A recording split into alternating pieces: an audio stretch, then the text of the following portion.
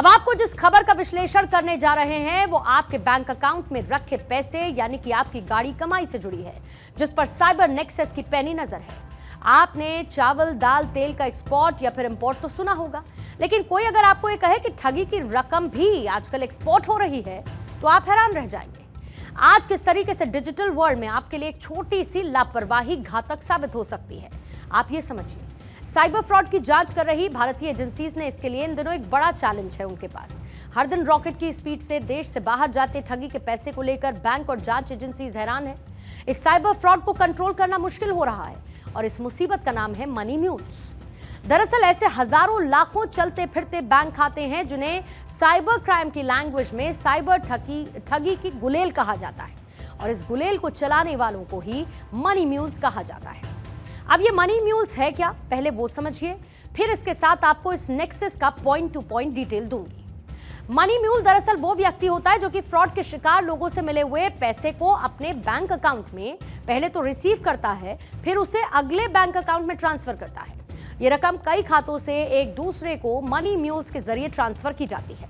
इस पूरे खेल में कुछ मनी म्यूल्स तो ये भी जानते हैं कि ये क्रिमिनल एक्टिविटी का हिस्सा है और ऐसा वो सोच समझ कर करते हैं, लेकिन इनमें से अपने अकाउंट में पैसे रिसीव और ट्रांसफर करने वाले लोग इस आपराधिक गतिविधि से अनजान होते हैं और अनजाने में इस धोखाधड़ी का शिकार भी होते रहते हैं। मनी म्यूल्स में ज्यादातर ऐसे लोगों के बैंक अकाउंट्स का इस्तेमाल किया जाता है जिनको ये जानकारी ही नहीं होती कि उनका बैंक अकाउंट आपराधिक और धोखाधड़ी के पैसों के ट्रांजैक्शन के लिए इस्तेमाल हो रहा है। मनी म्यूल्स अकाउंट कैसे ऑपरेट होते हैं वो भी आप जानिए। मनी म्यूल यानी कि कोई व्यक्ति बैंक में अपना खाता खोलता है, धोखेबाज ईमेल, सोशल मीडिया के जरिए ग्राहकों से कॉन्टैक्ट स्टैब्लिश करता है, आकर्षक कमीशन के बदले में बैंक खातों में पैसा मांगने के लिए राजी करते हैं। म्यूल के खाते में सामने वाले व्यक्ति से अवैध धन जमा कराया जाता है और इसके बाद मनी म्यूल को किसी अन्य मनी म्यूल के खाते में पैसा ट्रांसफर करने के लिए कह दिया जाता है, यानी कि पूरी चेन है। फिर दूसरे खातों में पैसे को ट्रांसफर कर दिया जाता है। ब्लैक मनी थर्ड पार्टी के बैंक अकाउंट में ट्रांसफर की जाती है। इसके बाद एक चेन शुरू हो जाती है और पैसा साइबर ठग के बैंक खाते में ट्रांसफर हो जाता है।